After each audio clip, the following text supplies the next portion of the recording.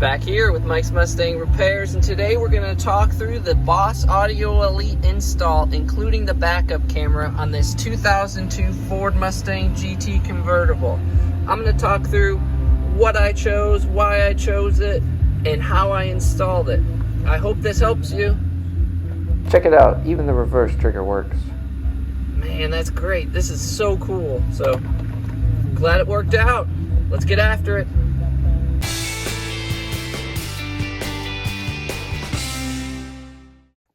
Alright, so we got the Boss Audio Elite head unit.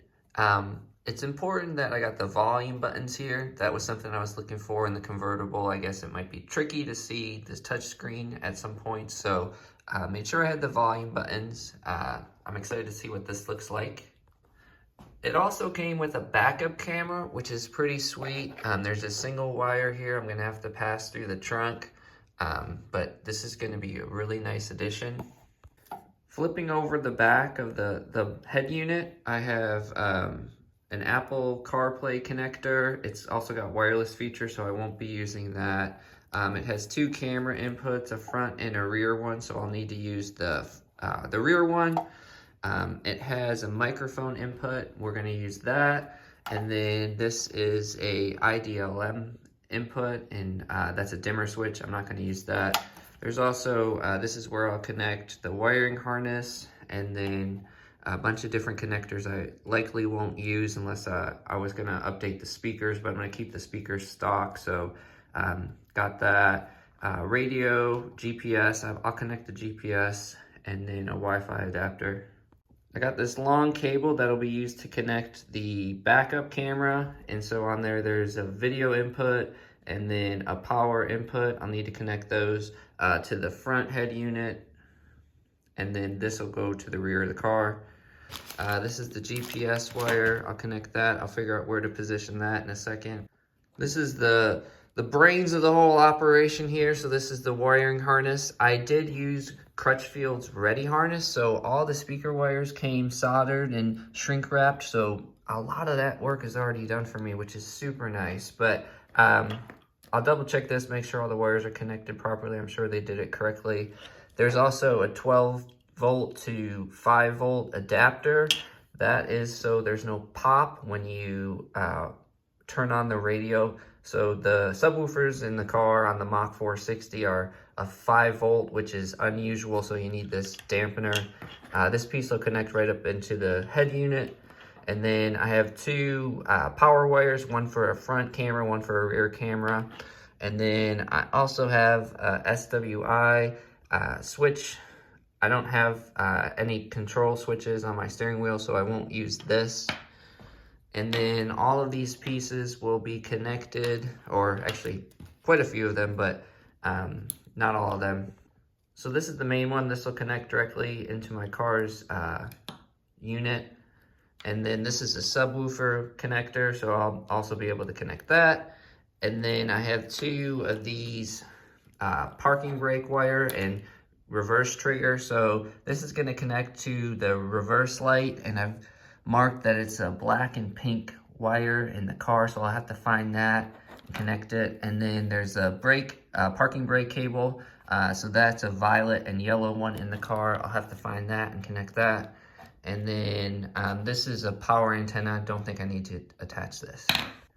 With Crutchfield's ReadyHarness, it came with this PosiTap adapter, so I'll be able to use these to connect the reverse camera, these two wires, to the car's infrastructure. So I'll have those. That's super nice, and we'll get the backup camera working. This is the steering wheel control wire. Don't need this. I already have a microphone in my car, so if I can use that, that'll be great.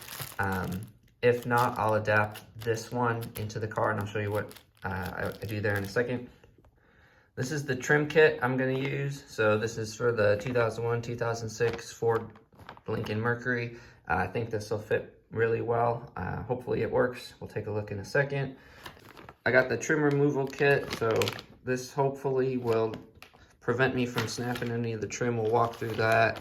And then I got car stereo tape, hopefully tidy everything up when I'm done. So these are all the pieces I have. Let's get out there and take a look. All right, go ahead and disconnect your battery, starting with the negative, and then I also did the positive, probably overkill, but we'll start there. All right, we'll unscrew this.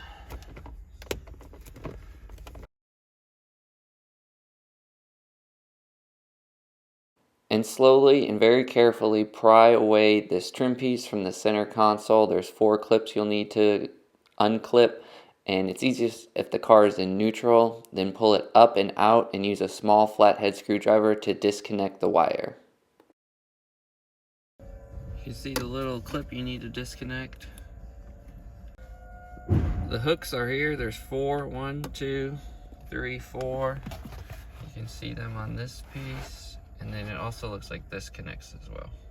Starting from the bottom, pull very slowly, very carefully this bezel away from the dashboard. If you have the parchment, you really don't want to break this. They're really hard to find, so just take your time, be patient, and you'll be able to pull this out successfully. And you can see the 3 wires we'll have to disconnect using the same method as the first one. For the trim piece, you can see there's a clip here, a clip here, clip here, clip here, and then 2 on the top.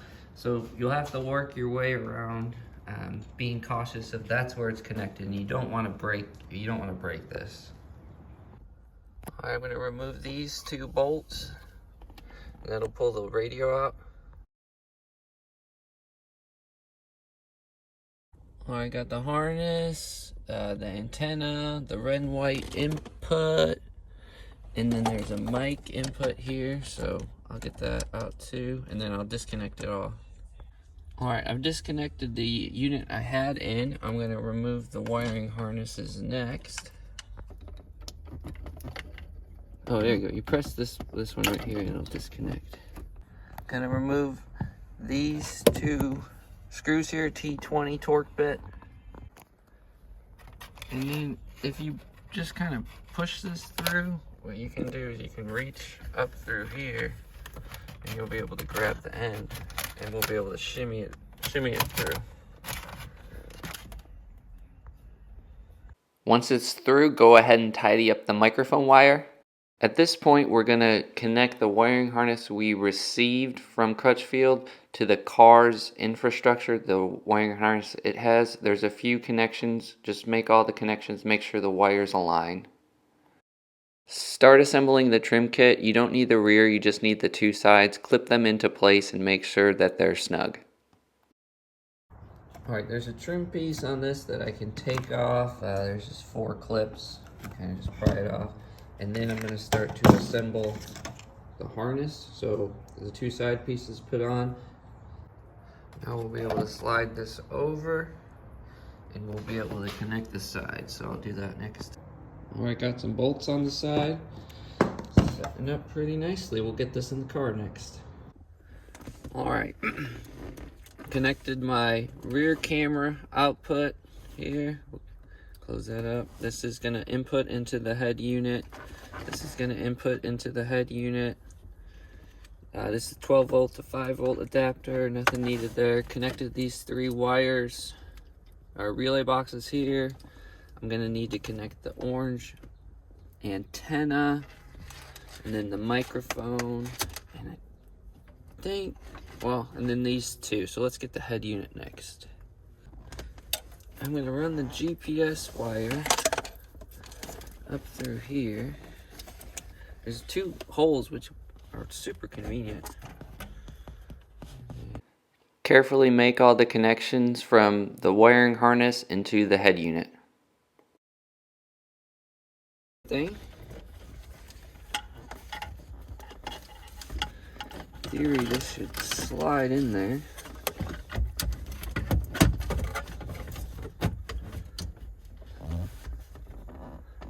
Okay. Yeah, I'll loosely tighten this for now. For the GPS antenna, like anything, you have a lot of customization and choice on where you want to put it. So the goal here is to keep this flat and level, and you want that with a clear view of the sky. I'd like to keep it somewhere contained. My kids would probably play with this if they knew where it was. So I'm gonna put it in the glove box for now. If that doesn't work, I'll have the flexibility to run it under the glove box and then up this and up the A-pillar and mount it on the dash. I'd like to keep away from doing that so it's not as unsightly. But I'm gonna try and run it through there. And to get it through there, I was able to just reach up through the back, and there's enough space you can get through and fish it through. Okay, you can see here I've bundled the wire. It's really hidden behind the dashboard. I feel pretty good about that. And then connected it up through here. I've left a little bit of space, and the reason for that is when you pull down the glove box, it moves a little bit, but you won't be able to notice it from the seat. And then I have mounted this vertically, but remember when you push it up, when you push the glove box up, it's gonna push it to horizontal. So I'm gonna start with this placement. Yeah, hopefully this works out. You can barely tell it's in there. I'm speculating because the airbag's up here. There's no metal that's gonna obstruct the view of the GPS antenna, but I'll let you know how this works. So we'll test it out here in a little bit. There are 3 wires I need to pass to the side and rear of the car. So to do that, I'm going to remove the Christmas tree pin from the kick panel, and then I'm going to remove the side trim piece by pulling up, prying slowly, carefully. The kick panel got stuck a little bit here. I was able to remove it by removing that gold pin that's on the body of the car. When you pull that up, you're able to remove the trim panel pretty easily. Alright, so this is the parking brake cable. Tells you when the parking brake is on. It needs to be violet and yellow, which is pin 4 on this black piece above the kick panel. So if I look at this black relay, it's really hard to see, but you can see there's a 1 in the top left, a 6 in the top right, and then 7 through 12 on the bottom. So I'm going to need to tap into this purple and yellow cable. I'm going to remove a little bit of the tape on this harness to make room for the Positap adapter. Following the instructions, I'm going to tap into the parking brake illumination wire. Alright, I got the reverse camera. It looks like it's going to only go one way. I'm going to put this in for now, and we're going to see if we can fire it up and see if everything's working.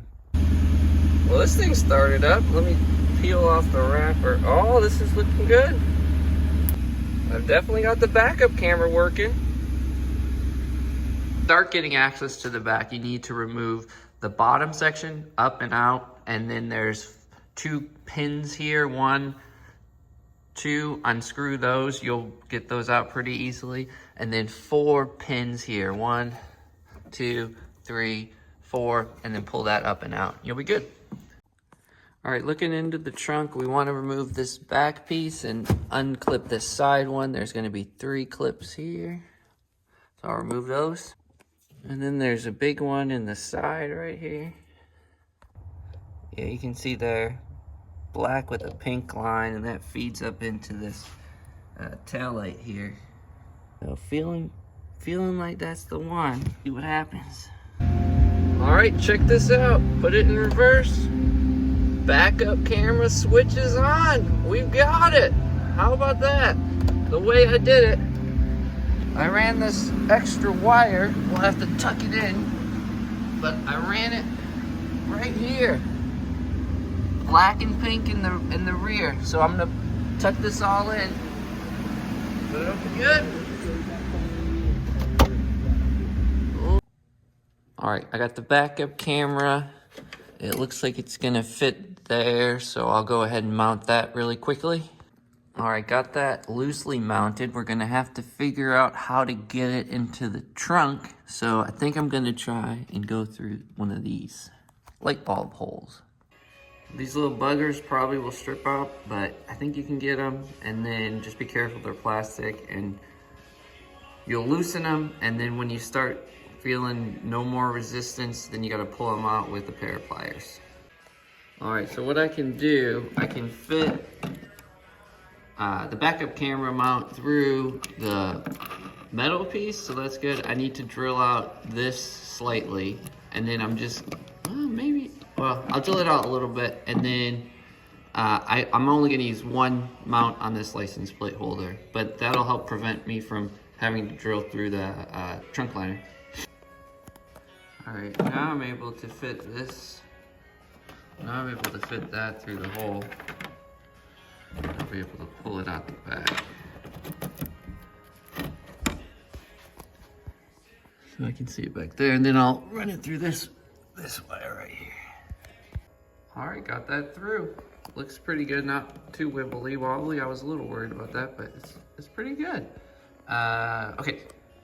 Look at that. You can barely even tell it's there. Once I put the plate on, it'll be behind that. It'll fit well. Won't even tell. And I didn't have to drill through the trunk, so that's great. Alright, I'm going to tie it up into this harness and we'll feed it through.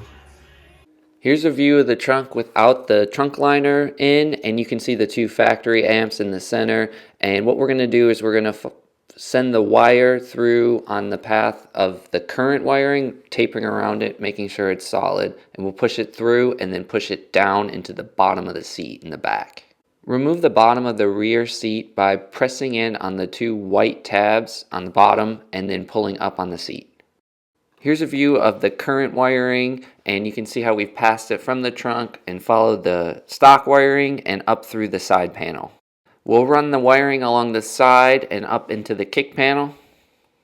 To get from the side kick panel to the center console, I ran the wire up through here underneath the dash, and you can see there's 1 bolt there and 1 bolt over there. You can remove those and then pass the wire up through here.